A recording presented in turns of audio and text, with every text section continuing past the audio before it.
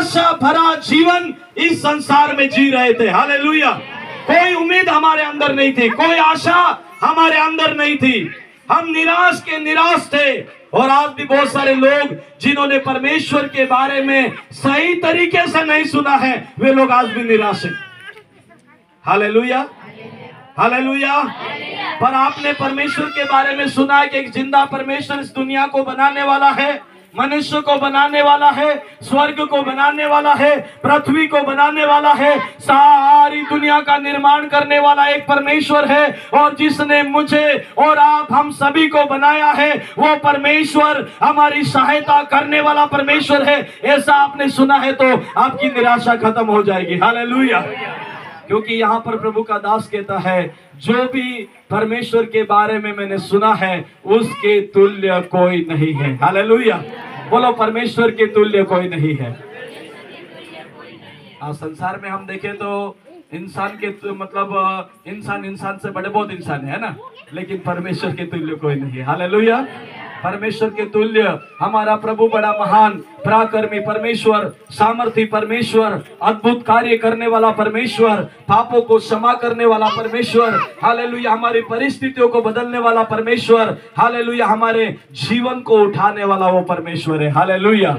इसलिए हम उस परमेश्वर के बारे में जब वचन हमने सुना है तो हम उस परमेश्वर की खोज में लग जाएं, उसकी आराधना करें, उसके पीछे पड़े। इसलिए बाइबल में लिखा है, तुम परमेश्वर के राज और धर्म की खोज करेंगे तो तुम्हें क्या हो जाएगा? सारी वस्तुओं में क्या क्या है? सब आ गया। हालेलुया। सारी वस्तुएं मिल जाएगी। लेकिन हम क्या करते हैं? सारी वस्तुओं की खोज में, ना कि स्वर्ग की खोज में। हालेलुया। लेकिन जब हम परमेश्वर के बारे में सुनते हैं, परमेश्वर के वचनों को सुनते हैं, तो हमें स्वर्ग के राज्य की खोज में लगना, सारी वस्तुएं देना परमेश्वर के हाथों में, क्योंकि हम उसके बेटा बेटी है, हम उसकी संतान है और वो हमारी चिंता करने वाला परमेश्वर है। हालेलुया।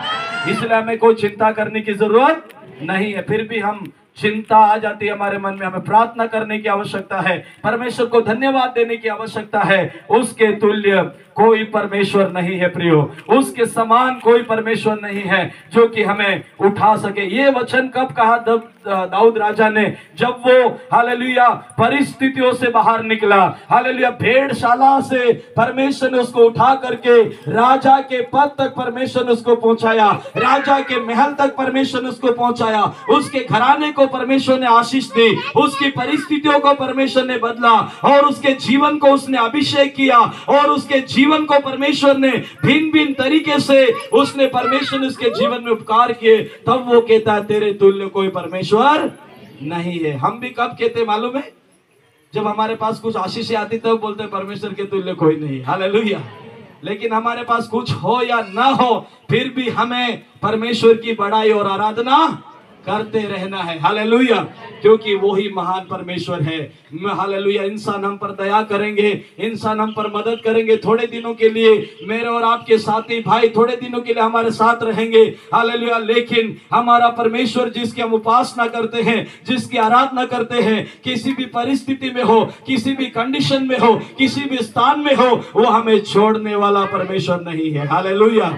इसलिए हम उस परमेश्वर के नाम का धन्यवाद करते हैं, उसकी बड़ाई करते हैं। उसके तुल्य कोई परमेश्वर नहीं है, वो ही आदर के योग्य परमेश्वर है। एक और वचन हम पवित्र बाइबल से देखेंगे, भजन संहिता उसका 116 अध्याय उसकी 12 आयत। वहां पर राजा दाऊद एक बात को हमें याद दिलाता है कि हमें उस परमेश्वर के उपकारों को कभी भी नहीं भूलना चाहिए जो हमारे जीवन में परमेश्वर करता है। हालेलुया। परमेश्वर जी अपना जीवन में जी काम करे है, उस काम को हमें कभी भी भूलना नहीं है, उस परमेश्वर को नहीं भूलना है, उसके काम को नहीं भूलना है जो हमारे जीवन में वो करता है। हमें हमेशा उसका धन्यवाद करते रहना। पढ़िए, देखे 116 का 12 वचन। यहोवा ने मेरे जितने उपकार किए हैं उसका बदला मैं उसको क्या दे सकता हूं। आज सोमजी भाई के जीवन में भी यही प्रश्न है कि परमेश्वर आपने मेरे जीवन में भलाई किया है, उपकार किया है, आपने मेरे जीवन में अनुग्रह किया है, आपने मेरी प्रार्थनाओं को सुना है, लेकिन परमेश्वर मैं आपको क्या दे सकता हूं। Hallelujah, hallelujah. हम कुछ दे सकते हैं क्या परमेश्वर को? कुछ भी नहीं दे सकते। इसलिए हमें क्या करना है? धन्यवाद करना है। हालेलुया, उसकी आराधना करना है, उसकी बड़ाई करना है, क्योंकि वो सब कुछ देने वाला परमेश्वर है। हालेलुया। आइए इब्रानी की पत्री में हम जाएंगे, प्रभु के वचन में, और वहां पर साफ शब्दों में एक जगह पर लिखा है, 3 अध्याय में आइए आप। Praise the Lord, hallelujah. 3 अध्याय उसकी 4 आयत पढ़ेंगे हम प्रभु के वचन से, 3 और 4। 3 अध्याय की 3 और 4 में क्या लिखा है?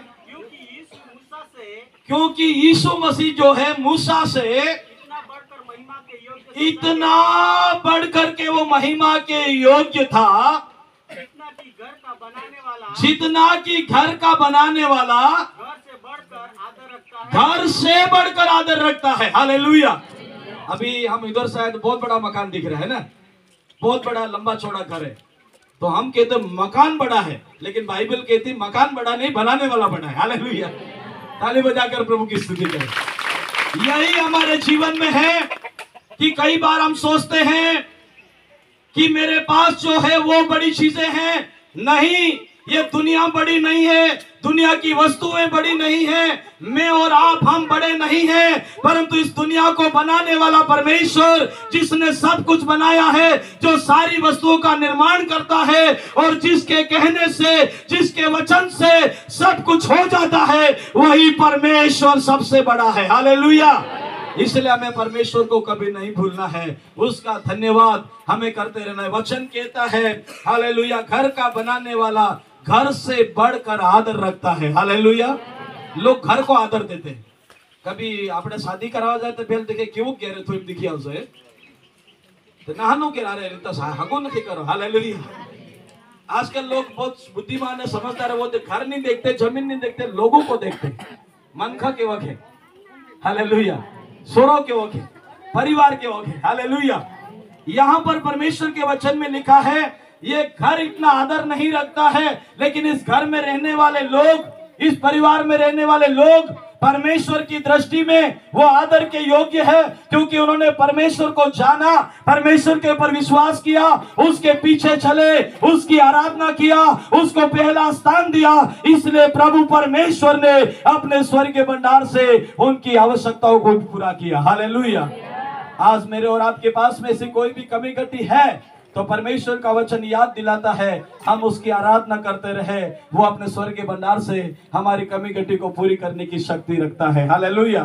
हर परिस्थिति में धन्यवाद दें, चाहे हमारा घर छोटा हो या बड़ा हो, चाहे हम पढ़े लिखे हो या अनपढ़ हो, चाहे हम धनवान हो या गरीब हो, हमें परमेश्वर को धन्यवाद देना है और अपने आप को दोष नहीं देना कि मैं ऐसा क्यों हूं, मेरी जिंदगी में ऐसा क्यों है। आप परमेश्वर को काम करने दें। हालेलुया। बाइबल की शुरुआत में लिखा, पृथ्वी बेंडोल और सुनसान पड़ी थी। पृथ्वी कैसे पड़ी थी? बेंडोल और सुनसान। उसके ऊपर क्या था? अंधियारा था। परमेश्वर का आत्मा उसके ऊपर मंडराता तो था, लेकिन उसका निर्माण नहीं हुआ था। लेकिन परमेश्वर ने उस बेंडोल और सुनसान को क्या कर दिया? निर्माण कर दिया। हालेलुया।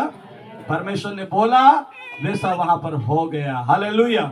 आज मेरा और आपका जीवन इस संसार की परिस्थितियों से कहीं ना कहीं मुश्किल में है, उस परमेश्वर के ऊपर हम विश्वास करके उसकी आराधना करें, वो हमारे जीवन का निर्माण करने वाला परमेश्वर है। हालेलुया। प्रभु की स्तुति हो। 4 वचन को भी पढ़े, वहां पर लिखा है, क्योंकि हर एक घर का कोई न कोई बनाने वाला होता है। क्योंकि हर एक घर का कोई न कोई बनाने वाला होता है। चाहे छोटा मकान हो, चाहे बड़ा मकान हो, कोई न कोई घर हो, उसका कोई न कोई बनाने वाला होता है। और जिसने सब कुछ बनाया परमेश्वर का है। पर जिसने सब कुछ बनाया वह परमेश्वर है। हालेलुया। बोलो, परमेश्वर है, परमेश्वर है, परमेश्वर है। हालेलुया। आजकल बहुत सारे लोग विज्ञान में चले गए, नास्तिक बन गए, कोई परमेश्वर नहीं है। हालेलुया। हम था करें, कोई परमेश्वर नहीं है, लेकिन बाइबल कहती परमेश्वर है। हालेलुया। वो इंसान को बनाने वाला है, दुनिया को बनाने वाला है, प्रकृति को बनाने वाला है, सारी वस्तुएं उसके हाथ में है। हालेलुया। हमें ज्ञान देने वाला, बुद्धि देने वाला, हमारी रक्षा करने वाला, हमारे साथ रहने वाला, उसके तुल्य, उसके बराबर कोई दूसरा परमेश्वर नहीं है। हालेलुया। इसलिए प्रेरित पौलुस बोलता है, मैं उस परमेश्वर के सामने इसलिए घुटना टेकता हूं क्योंकि हर एक घराने का नाम उसके सामने रखा जाता है। हालेलुया। हमें घुटना टेक कर प्रार्थना करना है, प्रभु को धन्यवाद देना है, प्रभु की आराधना करना है, परमेश्वर की बड़ाई करना है, क्योंकि वो ही परमेश्वर हमारे जीवन में आदर के योग्य परमेश्वर है। 5 और 6 भी पढ़िए, वहां पर लिखा है। मूसा तो परमेश्वर के सारे हाँ, घर में सेवक के समान। देखो मूसा परमेश्वर का दास था, मूसा को सेवकाई दी गई थी, मूसा ने परमेश्वर की आवाज को सुना था और मूसा परमेश्वर के पीछे चलता था। लेकिन यहाँ पर लिखा है कि वो एक हालेलुया एक दास के समान पृथ्वी पर उसने जीवन बिताया है। हम यहाँ पर रहते हैं, जिस घर में हम रहते हैं, जिस जमीन में हम रहते हैं, जो सोना चांदी धन दौलत हमारे साथ है, लेकिन फिर भी हम यहाँ पर थोड़े दिनों के मेहमान हैं। हालेलुया। हमें पिता के उस ठहराए हुए घर में, परमेश्वर के द्वारा तैयार किए गए उस घर में जाने की तैयारी में हमें मसीह के पीछे चलना है, उसकी आराधना करना है और हमारी आंखें हमेशा हमें उस घर की तरफ लगाना है जो प्रभु यीशु मसीह ने मेरे और आपके लिए तैयार किया है। हालेलुया। ये घर तो यहाँ पर रहेगा, हम खुशी मनाते, प्रभु ने आशीष दिया है। हालेलुया। लेकिन ये घर कहाँ रहेगा? यहाँ रहेगा। हालेलुया। लेकिन हम कहाँ पर जाएंगे? स्वर्ग में जाएंगे, प्रभु के द्वारा बनाए गए घर में जाएंगे। जब हम मेहनत करके घर बनाते हैं, हमें बहुत अच्छा लगता है और हम उसमें रहते हैं, खुशी खुशी जीवन बिताते हैं। लेकिन जब हमारा निमंत्रण आता है, तब हमें उस घर को क्या करना पड़ता है? छोड़ना पड़ता है। हालेलुया। और हम चले जाएंगे। इसलिए हमारा ध्यान परमेश्वर की तरफ लगाना है, यीशु की तरफ लगाना है, उस पिता की तरफ लगाना है जो सब कुछ बनाने वाला परमेश्वर है। हमें हमारे जीवन से उसी को पहला स्थान देना है। आगे लिखा, मूसा तो परमेश्वर के सारे घराने में सेवक के समान विश्वास योग्य रहा। कैसे रहा? विश्वास योग्य रहा। मूसा इस दुनिया में सेवक के समान विश्वास योग्य रहा। हम इस दुनिया में जो भी काम करते हैं, मेहनत करते हैं, नौकरी करते हैं, जॉब करते हैं, पर लेकिन परमेश्वर को पहला स्थान दे और हम विश्वास योग्य जीवन बिताए। परमेश्वर की दृष्टि में हम कोई झूठे काम, पाप, लोभ, लालच, कोई गंदे काम ना करे। परमेश्वर की दृष्टि में हम विश्वास योग्य बने रहे। हालेलुया। तो हमें वो घर मिलेगा। कौन सा घर? प्रभु ने तैयार किया वो घर। हालेलुया। यदि वहां से वंचित रह गए तो कोई फायदा होगा हमारे जीवन में? कोई फायदा नहीं। मसीह जिंदगी में सबसे बड़ा फायदा है प्रभु यीशु मसीह के घर में प्रवेश होना। हालेलुया। प्रभु के घर में वास करना। इसलिए प्रभु का दास कहता है, क्या ही धन्य है वो मनुष्य जो परमेश्वर के भवन की डेड़ी पर खड़ा होता है। हालेलुया। उसके आंगनों में वास करता है, उसके स्थानों तक वो पहुंचता है। वो क्या ही धन्य है वो मनुष्य। और राजा दाऊद हमें स्मरण दिलाता है कि उस परमेश्वर की आवाज को मैंने सुना है, उस परमेश्वर को मैंने चखा है, उस परमेश्वर को मैंने जाना है और उसके तुल्य कोई दूसरा व्यक्ति नहीं है। एक वचन और हम पवित्र बाइबल से देखेंगे, भजन संहिता उसका 103 अध्याय और उसकी 4 आयत पवित्र बाइबल से हम पढ़ेंगे। वहां पर परमेश्वर के वचन में लिखा है, जल्दी से निकाल कर पढ़िए। वही तो तेरे प्राण को नष्ट होने से बचा लेता है। तेरे सिर के ऊपर करुणा और दया का मुकुट बांधता है। वो हमारे प्राण को बचाने वाला परमेश्वर है, हमारे जीवन को बचाने वाला परमेश्वर है। इस संसार में भी वो बचाएगा, बीमारियों से, खतरों से, पाप से, शैतान से, दुष्ट आत्माओं से, और आगे वो कहता है नरक से भी बचाने वाला परमेश्वर है। हालेलुया। उसके तुल्य कोई दूसरा परमेश्वर नहीं है। हमारे प्राण को नाश होने से बचाने का काम केवल परमेश्वर के हाथ में है। इसलिए वचन में लिखा है, मनुष्य सारे जगत को प्राप्त करे और अपने प्राण की हानि उठाए, उसे क्या लाभ होगा। इस संसार में हमारे पास सब कुछ होगा, नाम होगा, धन होगा, शोहरत होगा और दौलत होगा, सब कुछ होगा, लेकिन हमारा प्राण परमेश्वर के द्वारा बचाया नहीं जाता है तो कोई फायदा नहीं है। हालेलुया।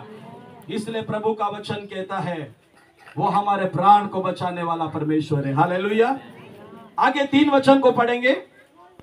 वही तो तेरे सब अधर्म को, हाँ, वो तेरे अधर्म को। देखो, राजा दाऊद जब वो भेड़शाला में था, भेड़ों के पीछे चलने वाला एक व्यक्ति था, वहां से परमेश्वर उसको बुलाता है, भेड़शाला के अंदर से निकालता है और भेड़ चराने के लिए परमेश्वर ले जाता है।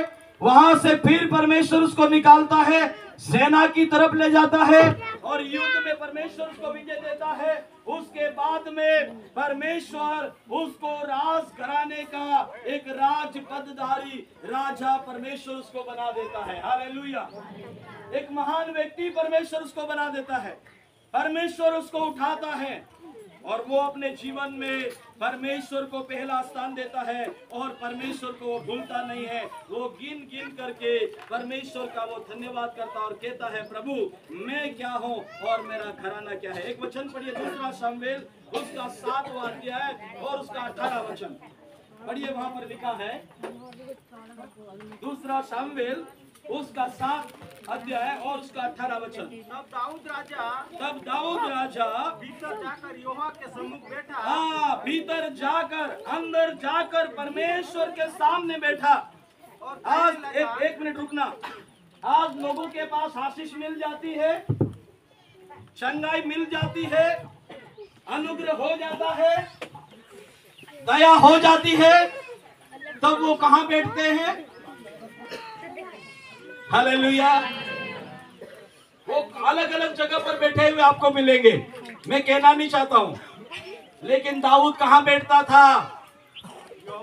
यहोवा के चरणों में बैठता था, परमेश्वर के चरणों में बैठता था। वो शुरू से बैठता था।